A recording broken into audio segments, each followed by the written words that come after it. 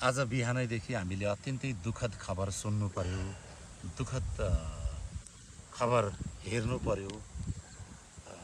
एउटा प्राकृतिक प्रकोप अर्थात् दैवी प्रकोपलाई हामीले अलिकता न्यूनीकरण त गर्न सकिन्छ, तर छेकिन्न। विशेष गरेर रसुवा, नुवाकोट, धादिङ हुँदै हुँदै लगभग चितवनमा धेरै मानवीय क्षति भयो, धेरैजना घाइते हुनुभएको छ, धेरै धनको पनि क्षति भएको छ, धेरै ठुलो क्षति। अत्यन्तै दुखित छौँ हामी। काजीबा के भन्नुहुन्छ? अब स्वर्गवास हुनुभएको सम्पूर्णलाई डाइरेक्ट वैकुण्ठको वास होस्। अब यो दैवी प्रकोपले लानुभएको छ, ईश्वरीय शक्ति भनौँ होइन, दैवी प्रकोप।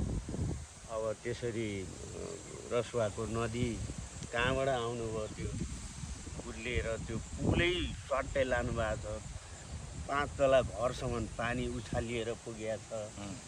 अब त्यहाँ हाम्रो जलविद्युतमा काम गर्ने 300 जना बेपत्ता हुनुहुन्छ, अहिलेसम्म अत्तो छैन। उहाँहरूको एकदमै सुरक्षित रहनुहोस्।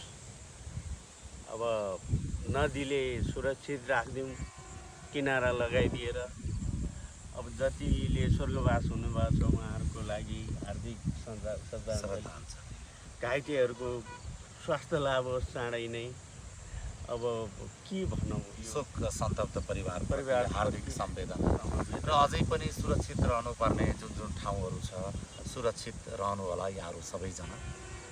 र यो समयमा गृह मन्त्रालयको सूचनालाई चाहिँ मान्नु होला, पालना के गर्ने, कसो गर्ने, कसरी सुरक्षित बस्ने भन्ने।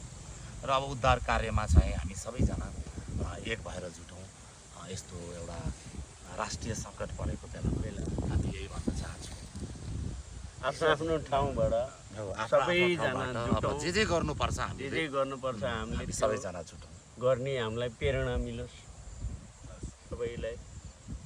सबैलाई शान्ति दिउँ, धैर्य दिउन् भगवान्ले।